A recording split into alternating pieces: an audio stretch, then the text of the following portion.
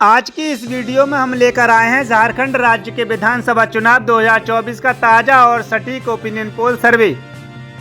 झारखंड विधानसभा चुनाव काफी नजदीक आ चुका है। इसी बीच झारखंड की सभी 81 विधानसभा सीटों का ताजा और सटीक ओपिनियन पोल सर्वे जारी हुआ है। झारखंड में चल रहे विधानसभा चुनाव में सीधा मुकाबला एनडीए गठबंधन और इंडिया अलायंस के बीच होता नजर आ रहा है। क्या भारतीय जनता पार्टी के नेतृत्व में बना एनडीए गठबंधन करेगा सत्ता में वापसी, या फिर हेमंत सोरेन इंडी गठबंधन के नेतृत्व में बचा पाएंगे झारखंड में अपनी सरकार, या फिर जयराम महतो की पार्टी JLKM यानी झारखंड लोक क्रांतिकारी मोर्चा एनडीए गठबंधन और इंडिया अलायंस को देगी टक्कर। तो क्या है ओपिनियन पोल सर्वे, ये जानने से पहले हम आपको बता दें कि झारखंड राज्य में विधानसभा की कुल 81 सीटें आती हैं और बहुमत का जो जादुई आंकड़ा है वह 41 सीटों का है। यानी किसी भी पार्टी को राज्य में अपनी सरकार बनाने के लिए 41 सीटों की आवश्यकता होती है। तो जानते हैं जिलावार किस पार्टी के खाते में कितनी सीटें जाने का अनुमान है। तो सबसे पहले बात करते हैं पूर्वी सिंहभूमि की। पूर्वी सिंहभूमि में विधानसभा की 6 सीटें हैं। इन 6 सीटों के ओपिनियन पोल सर्वे पर नजर डालें तो यहाँ पर एनडीए प्लस यानी बीजेपी, जेडीयू और आजसू पार्टी के एनडीए गठबंधन को 2 सीटों की बढ़त का अनुमान है। वहीं बात करें इंडिया प्लस की यानी कांग्रेस पार्टी, लालू प्रसाद यादव की आरजेडी और सीपीआई और हेमंत सोरेन की पार्टी झारखंड मुक्ति मोर्चा पार्टी का इंडिया गठबंधन को 4 सीटों की बढ़त का अनुमान है। वहीं बात करें जयराम महतो की पार्टी JLKM यानी झारखंड लोक क्रांतिकारी मोर्चा के खाते में 0 सीट जाने का अनुमान है। इसी के साथ अगले जिले की बात करें तो अगला जिला है लातेहार। लातेहार में विधानसभा की 2 सीटें आती हैं। इन 2 सीटों के ओपिनियन पोल सर्वे पर नजर डालें तो यहाँ पर एनडीए गठबंधन को काफी तगड़ा झटका लगता हुआ नजर आ रहा है, क्योंकि यहाँ पर इंडिया अलायंस के खाते में दोनों ही सीट जाने का अनुमान है। तो वहीं बात करें JLKM की तो JLKM के खाते में 0 सीट जाने का अनुमान है। इसी के साथ अगले जिले की बात करें तो अगला जिला है सरायकेला। सरायकेला में विधानसभा की 3 सीटें आती हैं। इन 3 सीटों के ओपिनियन पोल सर्वे पर नजर डालने से पहले हम आपको बता दें कि यहाँ से चंपई सोरेन चुनाव लड़ रहे हैं, जिन्होंने झारखंड मुक्ति मोर्चा पार्टी को छोड़कर के बीजेपी ज्वाइन कर ली है।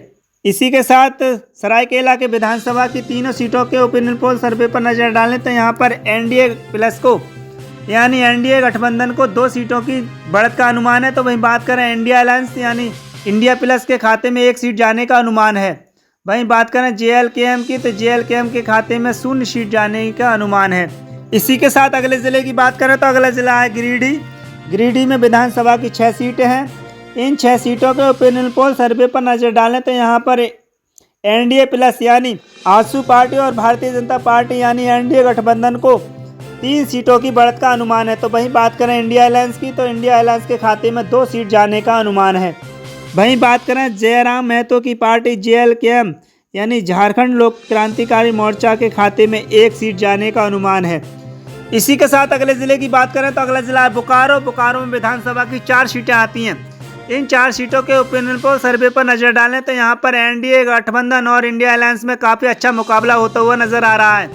यहाँ पर दोनों ही गठबंधनों में कांटे की टक्कर होती हुई नजर आ रही है, क्योंकि यहाँ पर एनडीए प्लस के खाते में 2 सीट जाने का अनुमान है। तो वहीं इंडिया अलायंस यानी कांग्रेस पार्टी के जो घटक दल हैं उनके खाते में भी 2 सीट जाने का अनुमान है। इसी के साथ रांची की 7 विधानसभा सीटों के ओपिनियन पोल सर्वे पर नजर डालें तो यहाँ पर एनडीए प्लस यानी एनडीए गठबंधन को 4 सीटों की बढ़त का अनुमान है।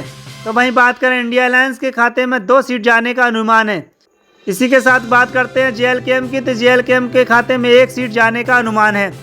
इसी के साथ अगले जिले की बात करें तो अगला जिला है साहिबगंज। साहिबगंज में विधानसभा की 3 सीटें हैं। इन 3 सीटों के ओपिनियन पोल सर्वे पर नजर डालें तो यहाँ पर एनडीए प्लस के खाते में 1 सीट जाने का अनुमान है। तो वहीं बात करें इंडिया अलायंस की तो इंडिया अलायंस को यहाँ पर 2 सीटों की बढ़त मिलती हुई नजर आ रही है। वहीं बात करें JLKM की तो JLKM को यहाँ पर 0 सीटों की बढ़त का अनुमान है। इसी के साथ अगले जिले की बात करें तो अगला जिला है पश्चिमी सिंहभूमि। पश्चिमी सिंहभूमि में विधानसभा की 5 सीटें आती हैं। इन 5 सीटों के ओपिनियन पोल सर्वे पर नजर डालें तो यहाँ पर एनडीए प्लस के खाते में 1 सीट जाने का अनुमान है। तो वहीं बात करें इंडिया अलायंस की तो यानी इंडिया गठबंधन को यहाँ पर 4 सीटों की बढ़त का अनुमान है। यहाँ पर इंडिया अलायंस काफ़ी अच्छा प्रदर्शन करती हुई नजर आ रही है। इसी के साथ बात करें JLKM की तो यहाँ पर JLKM यानी अन्य पार्टी के खाते में 0 सीट जाने का अनुमान है। इसी के साथ अगले जिले की बात करें तो अगला जिला है दुमका। दुमका में विधानसभा की 4 सीटें हैं। इन 4 सीटों का ओपिनियन पोल सर्वे पर नजर डालें तो यहाँ इंडिया प्लस यानी झारखंड मुक्ति मोर्चा पार्टी और कांग्रेस पार्टी के इंडिया अलायंस को 3 सीटों की बढ़त का अनुमान है। तो वहीं बात करें आजसू पार्टी और भारतीय जनता पार्टी यानी एनडीए गठबंधन को 1 सीट की बढ़त मिलती हुई नजर आ रही है। इसके अलावा अन्य पार्टियों के खाते में कोई भी सीट जाने का अनुमान नहीं है। इसी के साथ अगले ज़िले की बात करते हैं तो अगला ज़िला है सिमडेगा। सिमडेगा में विधानसभा की 2 सीटें आती हैं। इन 2 सीटों के ओपिनियन पोल सर्वे पर नज़र डालें तो यहाँ पर एनडीए प्लस के खाते में 0 सीट जाने का अनुमान है। तो वहीं बात करें इंडिया अलायंस यानी इंडिया गठबंधन के खाते में 2 सीट जाने का अनुमान है। वहीं बात करें जेएलकेएम की तो जेएलकेएम के खाते में भी 0 सीट जाने का अनुमान है। इसी के साथ अगले ज़िले की बात करें तो अगला ज़िला है गोड्डा। गोड्डा में विधानसभा की 3 सीटें आती हैं। इन 3 सीटों के ओपिनियन पोल सर्वे पर नज़र डालें तो यहाँ पर एनडीए प्लस के खाते में 2 सीट जाने का अनुमान है। तो वहीं बात करें इंडिया अलायंस की तो इंडिया अलायंस के खाते में 1 सीट जाने का अनुमान है। वहीं बात करें जेएलकेएम की तो जेएलकेएम के खाते में 0 सीट जाने का अनुमान है। इसी के साथ झारखंड की 81 सीटों में से 45 सीटों का ओपिनियन पोल सर्वे सामने आ चुका है, जिसमें से एनडीए गठबंधन को 18 सीटों की बढ़त मिलती हुई नजर आ रही है। तो वहीं इंडिया अलायंस को 25 सीटों की बढ़त मिलती हुई नजर आ रही है। वहीं बात करें अन्य पार्टियों की तो अन्य पार्टियों को भी 2 सीट मिलती हुई नजर आ रही हैं। इसी के साथ अगले जिले की बात करते हैं तो अगला जिला है देवघर। देवघर में विधानसभा की 3 सीटें हैं। इन 3 सीटों के ओपिनियन पोल सर्वे पर नजर डालें तो यहाँ पर एनडीए प्लस के खाते में 2 सीट जाने का अनुमान है। तो वहीं बात करें इंडिया अलायंस की तो इंडिया अलायंस के खाते में 1 सीट जाने का अनुमान है। वहीं बात करें जेएलकेएम की तो जेएलकेएम खाते में 0 सीट जाने का अनुमान है। इसी के साथ अगले ज़िले की बात करते हैं तो अगला ज़िला है गढ़वा। गढ़वा में विधानसभा की 2 सीटें आती हैं और यहाँ कहीं ना कहीं गढ़वा में एनडीए को काफ़ी तगड़ा झटका लगता हुआ नजर आ रहा है, क्योंकि यहाँ पर इंडिया अलायंस के खाते में दोनों ही सीटें जाती हुई नजर आ रही हैं। वहीं बात करें जेएलकेएम की तो जेएलकेएम के खाते में भी यहाँ कोई सीट जाती हुई नजर नहीं आ रही है। इसी के साथ अगले ज़िले की बात करें तो अगला ज़िला है पाकुड़। पाकुड़ में विधानसभा की 3 सीटें आती हैं। इन 3 सीटों के ओपिनियन पोल सर्वे पर नजर डालें तो यहाँ पर एनडीए प्लस के खाते में 1 सीट जाने का अनुमान है। वहीं बात करें इंडिया अलायंस की तो इंडिया अलायंस के खाते में 2 सीटें जाने का अनुमान है। इसी के साथ अगले जिले की बात करते हैं तो अगला जिला धनबाद। धनबाद में विधानसभा की 6 सीटें आती हैं। इन 6 सीटों के ओपिनियन पोल सर्वे पर नजर डालें तो यहाँ पर एनडीए प्लस को 3 सीटों की बढ़त का अनुमान है। तो वहीं बात करें इंडिया अलायंस की तो इंडिया अलायंस के खाते में 2 सीट जाने का अनुमान है। तो वहीं बात करते हैं जेएलकेएम की तो जेएलकेएम के खाते में 1 सीट जाने का अनुमान है। इसी के साथ अगले जिले की बात करें तो अगला जिला है कोडरमा। कोडरमा में विधानसभा की 1 सीट आती है। इस 1 सीट का ओपिनियन पोल सर्वे देखो तो यहाँ पर कोडरमा में 1 सीट जो है एनडीए प्लस के खाते में जाती हुई नजर आ रही है। यहाँ इंडिया अलायंस और जेकेएलएम पार्टी काफ़ी पिछड़ती हुई नजर आ रही हैं। इसी के साथ अगले ज़िले की बात करते हैं तो अगला ज़िला है हजारीबाग। हजारीबाग में विधानसभा की 4 सीटें आती हैं। इन 4 सीटों के ओपिनियन पोल सर्वे पर नजर डालें तो यहाँ पर एनडीए गठबंधन को 2 सीटों की बढ़त का अनुमान है। तो वहीं बात करें इंडिया अलायंस की यानी इंडिया गठबंधन के खाते में 1 सीट जाने का अनुमान है। वहीं बात करें जेएलकेएम की तो जेएलकेएम के खाते में 1 सीट जाने का अनुमान है। इसी के साथ अगले ज़िले की बात करते हैं तो अगला ज़िला है जामताड़ा। जामताड़ा में विधानसभा की 2 सीटें हैं। इन 2 सीटों के ओपिनियन पोल सर्वे पर नजर डालें तो यहाँ पर एनडीए गठबंधन को काफ़ी तगड़ा झटका लगता हुआ नजर आ रहा है, क्योंकि यहाँ पर जामताड़ा की दोनों ही सीटें इंडिया अलायंस के खाते में जाती हुई नजर आ रही हैं। तो वहीं बात करें जेएलकेएम की तो जेएलकेएम यहाँ पर कोई भी सीट जाने का अनुमान नहीं है। इसी के साथ अगले ज़िले की बात करें तो अगला ज़िला है पलामू। पलामू में विधानसभा की 5 सीटें हैं। इन 5 सीटों के ओपिनियन पोल सर्वे पर नजर डालें तो यहाँ पर एनडीए प्लस को काफ़ी अच्छा फायदा होता हुआ नजर आ रहा है, क्योंकि यहाँ पर एनडीए प्लस के खाते में यानी एनडीए गठबंधन के खाते में 3 सीट जाने का अनुमान है। तो वहीं बात करें इंडिया अलायंस की तो इंडिया अलायंस के खाते में 2 सीट जाती हुई नजर आ रही हैं। वहीं बात करें जेएलकेएम की तो जेएलकेएम को यहाँ पर 0 सीटों की बढ़त का अनुमान है।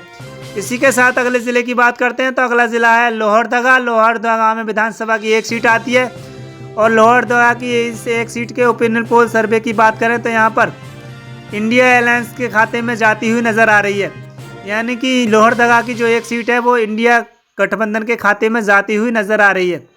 इसी के साथ अगले ज़िले की बात करें तो अगला ज़िला है खूंटी। खूंटी में विधानसभा की 2 सीटें हैं। इन 2 सीटों की ओपिनियन पोल सर्वे की बात करें तो यहाँ पर एनडीए गठबंधन को काफ़ी तगड़ा झटका लगता हुआ नजर आ रहा है। यहाँ पर दोनों ही सीटें इंडिया अलायंस के खाते में जाती हुई नजर आ रही हैं। वहीं बात करें जेएलकेएम की और एनडीए गठबंधन की, तो यहाँ पर एनडीए गठबंधन और जेएलकेएम को काफ़ी तगड़ा झटका लगता हुआ नजर आ रहा है। इसी के साथ अगले ज़िले की बात करते हैं तो अगला ज़िला है चतरा। चतरा में विधानसभा की 2 सीटें हैं। इन 2 सीटों के ओपिनियन पोल सर्वे पर नज़र डालें तो यहाँ पर एनडीए गठबंधन और इंडिया अलायंस में काफ़ी अच्छा मुकाबला होता हुआ नज़र आ रहा है। यहाँ बात करें एनडीए की तो एनडीए के खाते में 1 सीट जाने का अनुमान है। तो वहीं बात करें इंडिया अलायंस की तो इंडिया अलायंस भी यहाँ पर 1 सीट पर बढ़त बनाए हुए है। इसी के साथ अगले ज़िले की बात करें तो अगला ज़िला है गुमला। गुमला में विधानसभा की 3 सीटें आती हैं। इन 3 सीटों के ओपिनियन पोल सर्वे पर नज़र डालें तो यहाँ पर एनडीए गठबंधन को 0 सीट जाने का अनुमान है। तो वहीं बात करें इंडिया अलायंस की तो इंडिया अलायंस के खाते में 2 सीट जाने का अनुमान है। इसी के साथ बात करें जेएलकेएम की तो जेएलकेएम के खाते में 1 सीट जाने का अनुमान है। इसी के साथ अगले ज़िले की बात करते हैं तो अगला ज़िला है रामगढ़। रामगढ़ में विधानसभा की 2 सीटें हैं। इन 2 सीटों के ओपिनियन पोल सर्वे को देखें तो यहाँ पर एनडीए गठबंधन के खाते में 1 सीट जाती हुई नजर आ रही है। तो वहीं बात करें इंडिया अलायंस की तो इंडिया अलायंस के खाते में 0 सीट जाने का अनुमान है। इसी के साथ बात करें जेएलकेएम की तो जेएलकेएम के खाते में 1 सीट जाने का अनुमान है। इसी के साथ झारखंड की 81 विधानसभा सीटों के जो अनुमानित आंकड़े निकल कर आए हैं वो इस प्रकार हैं कि एनडीए प्लस के खाते में 32 सीट जाने का अनुमान है। तो वहीं बात करें इंडिया अलायंस की तो इंडिया अलायंस के खाते में 43 सीट जाती हुई नजर आ रही हैं। वहीं अन्य पार्टियों की बात करें जिसमें जेएलकेएम भी शामिल है तो जेएलकेएम के खाते में भी यहाँ पर 6 सीट जाने का अनुमान है। इन अनुमानित आंकड़ों के हिसाब से अगर देखें तो यहाँ पर झारखंड में जो है इंडिया अलायंस की सरकार बनती हुई नजर आ रही है। तो वहीं बात करें एनडीए की तो यहाँ पर एनडीए के खाते में 32 सीट जाने का अनुमान है। इस हिसाब से यहाँ पर एनडीए थोड़ा पिछड़ता हुआ नजर आ रहा है। हम आपको बता दें कि ये सिर्फ अनुमानित आंकड़े हैं। झारखंड राज्य में चुनाव होने के बाद 23 नवंबर को रिजल्ट आएंगे, तभी तस्वीर साफ हो पाएगी कि झारखंड राज्य में अब की बार किसकी बनेगी सरकार। और आप भी अपनी राय कमेंट्स में दे सकते हैं कि झारखंड राज्य में इस बार किसकी सरकार बनने जा रही है।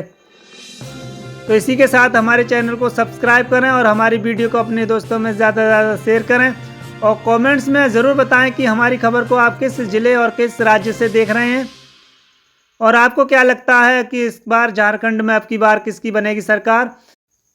तो आप अपनी राय कमेंट्स में ज़रूर दें।